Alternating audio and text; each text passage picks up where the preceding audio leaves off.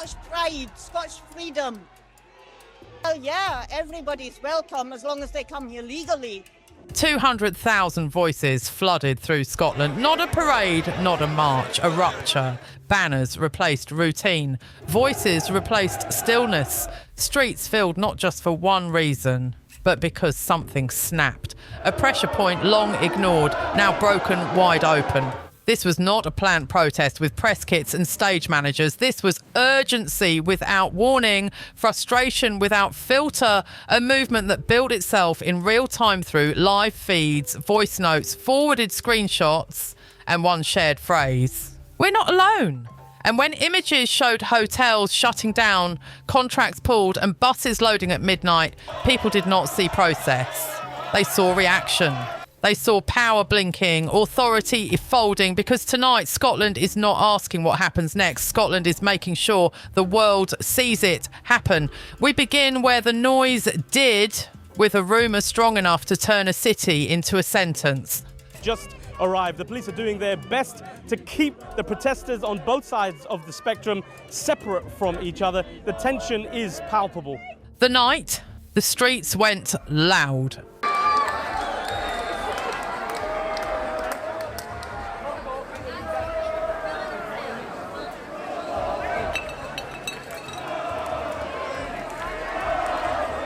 It starts with a message that seems too sharp for the hour. A blurred screenshot stamped urgent. A friend of a friend says a contract has been ended earlier than expected. Another message claims buses will arrive before first light. Someone else posts a shaky video showing police vans idling near a building that never needed them before. Within a handful of minutes, doorways become decision points. A coat goes on. A buggy is lifted down the stair. A scarf is tied twice, hard. Men in high visibility jackets, women pushing prams, students still wearing the day, shopkeepers with flour on their sleeves, all stepping into air that feels newly electric. Phones blink awake and begin to speak. A live stream from Glasgow says, "Stand up tonight." A live stream from Dundee says, "Share before they stop us." Pins light up across a map like a trail of sparks, from Edinburgh to Aberdeen, from Inverness to Stirling, from coastal towns to inland estates whose names rarely reach the news. Inside some hotels, lobby lights go dark earlier than usual. A revolving door locks with a clean final sound. A handwritten sign appears, the word maintenance travelling faster than certainty. At rear gates, a coach reverses with the steady patience of an object that has learned the weight of human lives. To the crowd, the sequence is obvious. They came and the state folded. To the paperwork, it looks like another transfer night, witnessed more closely than usual. Outside is a chant. Inside is a list. Now we go through the keyholes.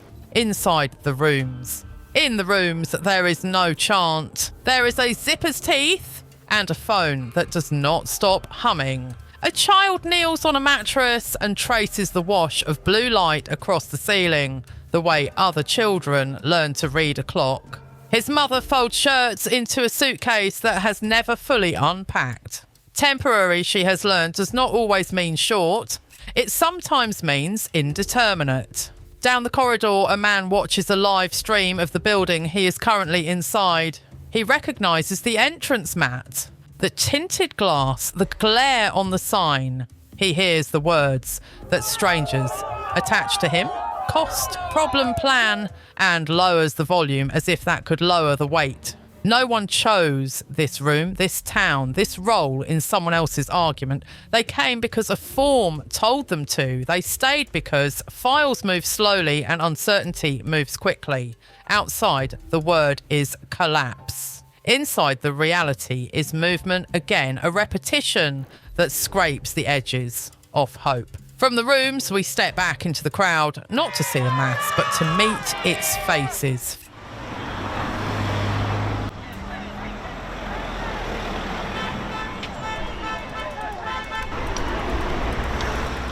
Faces in the tide. From a distance, the protest looks like a single mood. Up close, it separates into reasons you can hold in your hand. A veteran walks near the front. A blazer, 2 medals polished to the colour of old promises. He says he marched once for his country abroad and now marches for it at home. He speaks of budgets, of charities stretched thin, of a friend sleeping on a sofa 3 bus routes away while hotels glow behind security. Behind him, a shop worker in a supermarket fleece pushes a buggy with one hand and carries a cardboard sign with the other. House our own first. Her rent has risen again and again. Her place on the social housing list feels carved in stone. She does not hate anyone in those hotels. She does not know whom to blame. She only knows it rarely seems to be her turn. A cafe owner watches the line go by and thinks in the arithmetic that keeps doors open. The hotel is full, but not with customers. Lunchtime used to be a storm. Now it is a quiet sea. Energy bills climb. Footfall drops.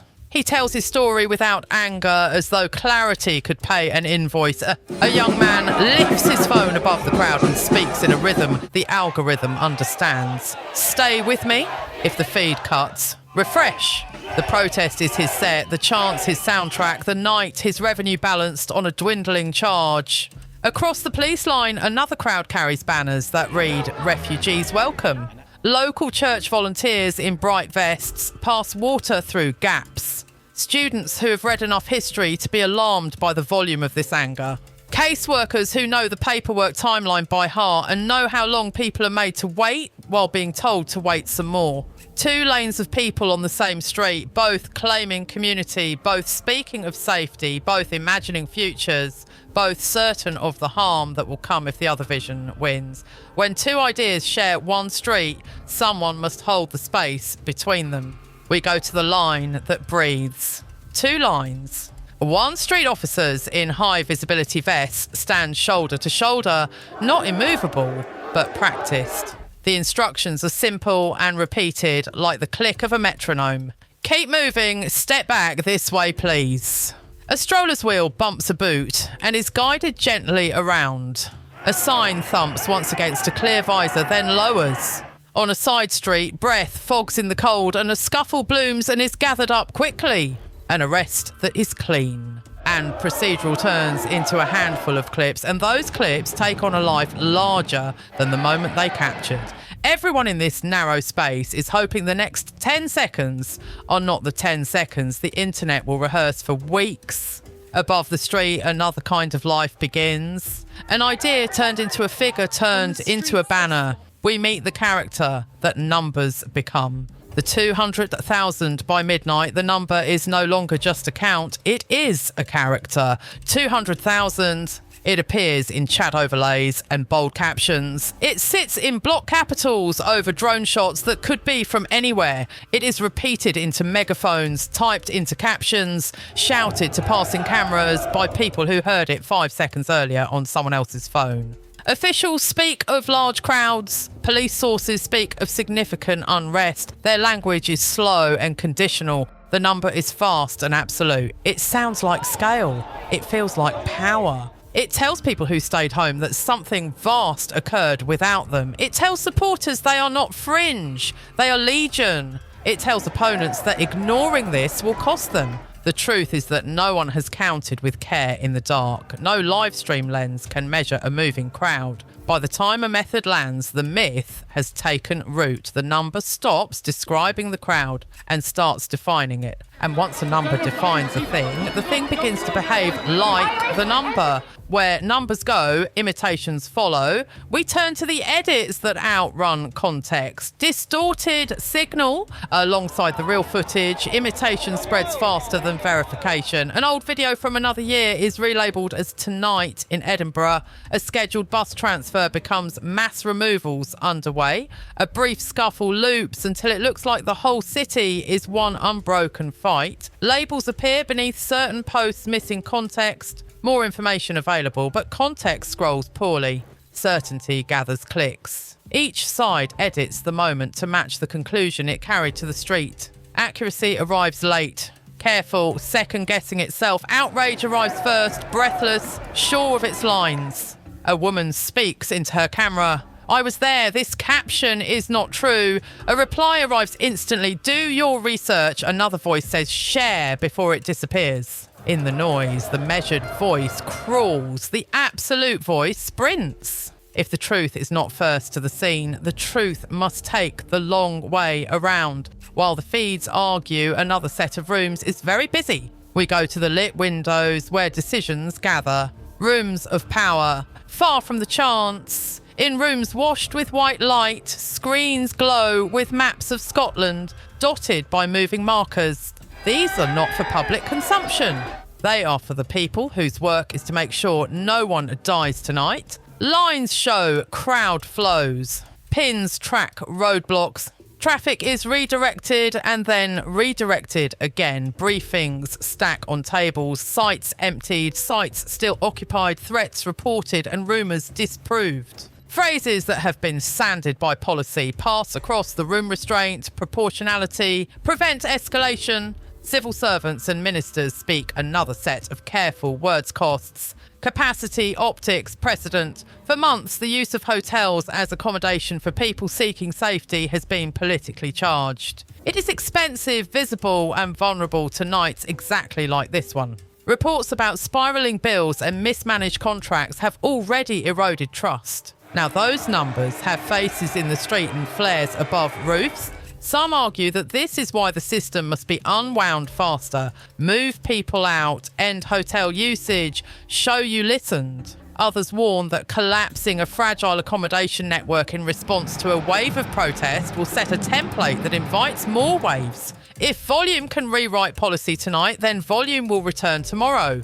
I didn't care too much when I was told that I was living in a hotel, expecting that it would be for just a short period, but ended that to live there in a hotel for 1 year. In the corner of every conversation sits the number 200,000, not as a data point, but as a spectre of legitimacy.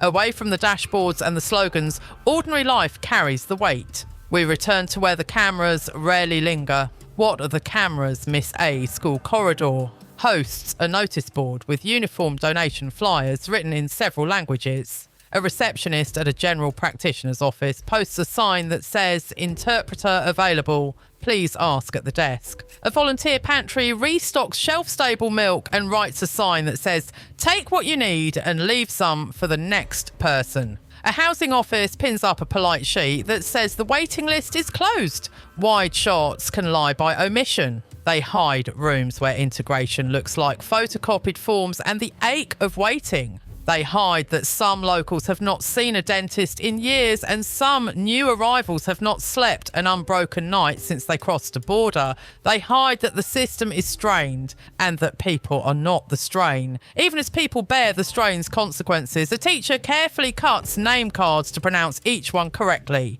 A council worker prints a list of heat bank locations for winter. A worship leader gathers blankets. After a service, a student union posts a guide to housing rights. The unglamorous scaffolding that keeps a community standing is built by hands that rarely make the news. Beneath the feelings, a ledger waits. We open it together. The moral arithmetic, remove the slogans and the fight becomes a kind of arithmetic that most people do not want to do out loud. How many rooms exist and where, in which postcodes, on which bus routes, near which schools and clinics? How many people need them and for how long? For 1 month, for 6 months, for a year, for longer than anyone expected when they first packed a bag? How far can the word temporary stretch before it becomes cruel? Before it turns from a reassurance into a warning label? Who sits where in the queue for a home? And who is quietly moved to the back when the conversation grows awkward?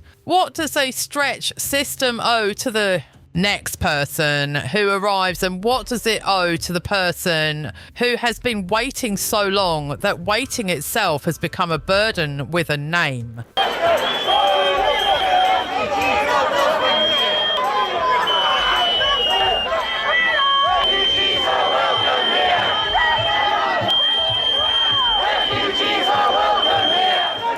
Behind the numbers live other columns that do not fit neatly on a spreadsheet. How many caseworkers can carry how many caseloads before kindness phrase? How many interpreters can be scheduled for how many clinics when appointments double but staff do not? How many school places exist within walking distance, and how many children will learn to read new alphabets while sitting at a desk that was borrowed from a storage room? How many nights can one family move before the boxes stop opening? How many times can a council promise later before later begins to sound like never? Arithmetic is not an enemy, it is a map. But maps do not choose destinations, people do. Maps can tell you the distance between 2 points. They cannot tell you which point deserves to be reached first. Maps can draw a boundary. They cannot teach a boundary to be kind. Arithmetic can add up costs to the penny. It cannot add up dignity unless we decide to count it. The veteran folds his blazer over a chair and sets his medals carefully on top. Metal meeting fabric with the gravity of memory. He phones an old friend to check if he got home safe and ends the call with a sigh that does not quite reach language. The shop worker sorts envelopes and marks next month's rent with a thick pen stroke, then writes a second line beneath it labelled food, and a third labelled electricity, and a fourth labelled shoes, for the child now growing faster than pay. The cafe owner recalculates margins on a scrap of paper and then recycles it, calls the supplier to ask for 3 more days of grace, hangs up gently and turns the lights on anyway because habit is its own small courage. The streamer plugs his phone into the wall and watches a graph that looks like a coastline, peaks and coves where attention washed in and then out, wondering whether the next upload pays the bill or merely pays for the chance to try again. Add to them the council accountant who stares at a cell that refuses to balance and whispers there must be a way. Add the teacher who stretches 30 desks to fit 32 children and chooses to make the extra 2 feel wanted rather than wedged in. Add the parish volunteer who knows every first name on the blanket list and pretends not to notice when pride prevents someone from taking 2. Each person believes they have the simple answer because each is holding a piece of the problem that looks from up close like the whole. Each of them is likely right about their own life. That is the trouble with simple answers. They travel lighter than complicated truths and therefore arrive first. And once they arrive, they ask to be believed before the rest of the story can even sit down. Night cannot last forever. The light returns and with it new language for old problems. Softer voices for sharp questions and a chance to sort what happened from what was said about what happened. Aftershock.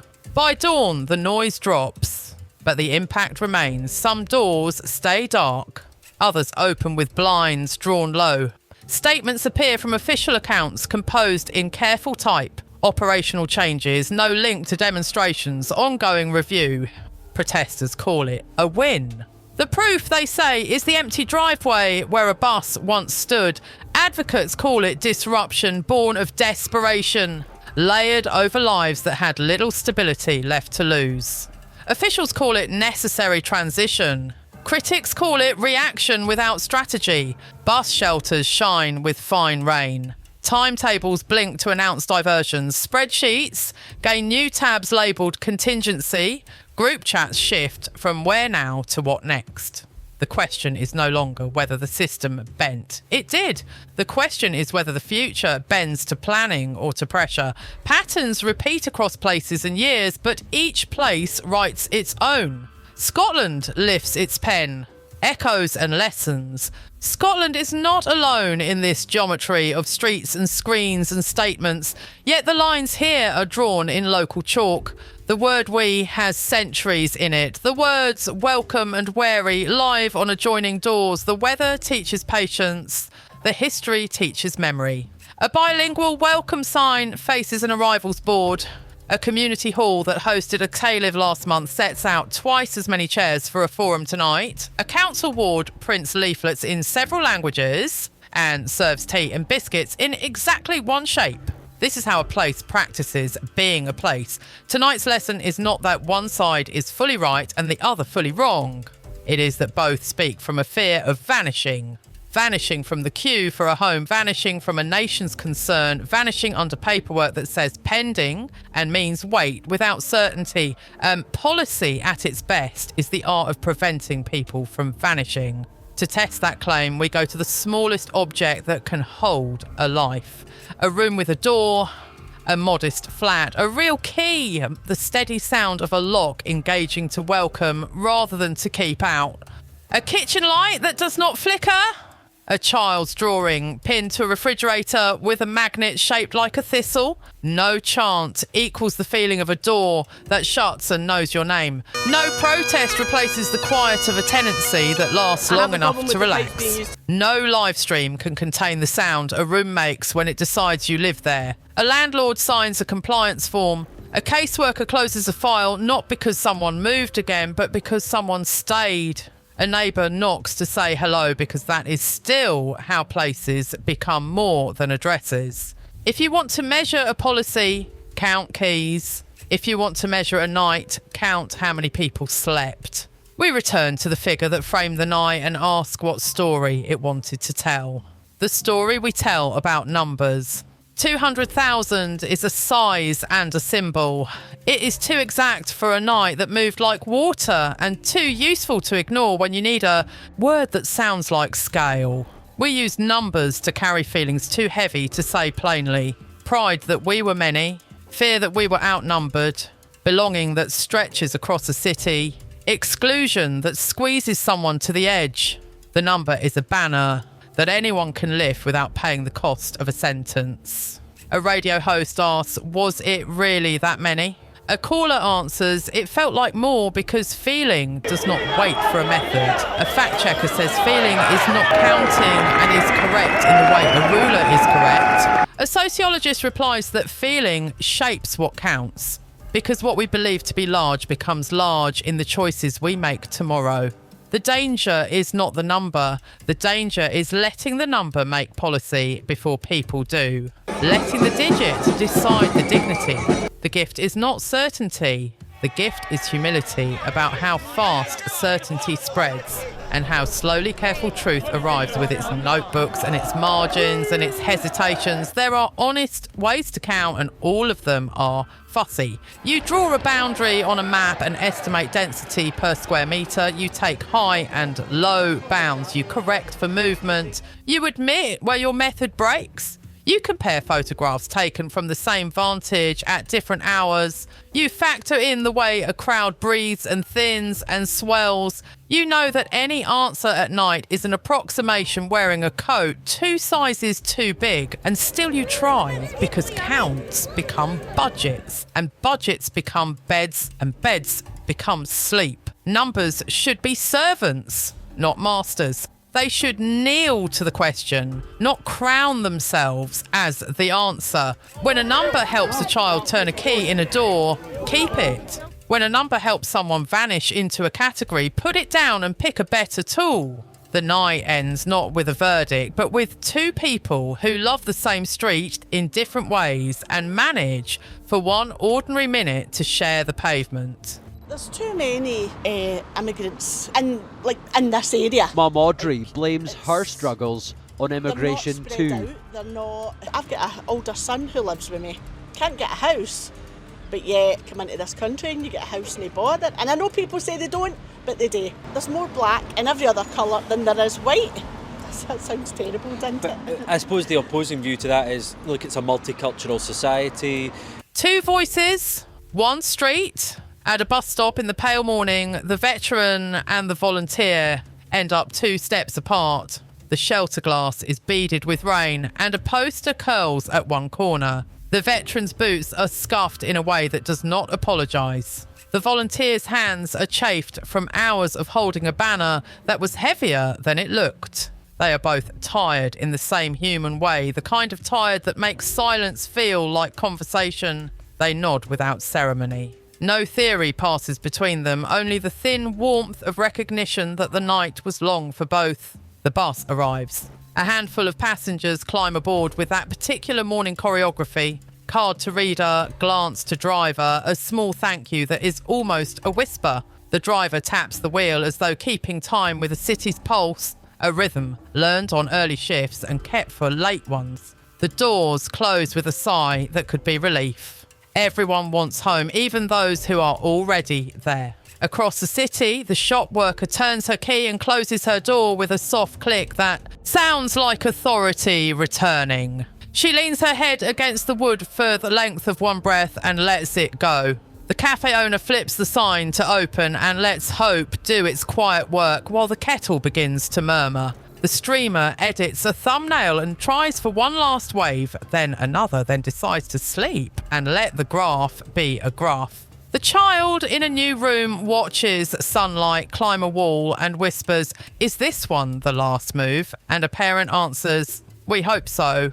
And for this morning, hope is enough to unpack one more box. If a country is a promise, nights like this are how the promise gets tested, not in the raw, but in the morning after, when buses run and kettles boil and keys turn and people who disagree still share the same weather and the same timetable and, on better days, the same joke. The proof of who we are is not the loudest hour, but the ordinary one that follows it. We have walked the night together, counted what could be counted, and named what could only be felt. Now we hand it back to you. What do you think truly happened tonight? Was the apparent collapse triggered by protest, or did it reveal a system already coming apart at its seams? Tell us what you saw, what you felt, and what you believe in the comments. If you want the story behind the headlines rather than the headlines alone, stay with us, subscribe. We will keep following the people inside the numbers and the numbers inside the stories. And if this helped you think past slogans like the video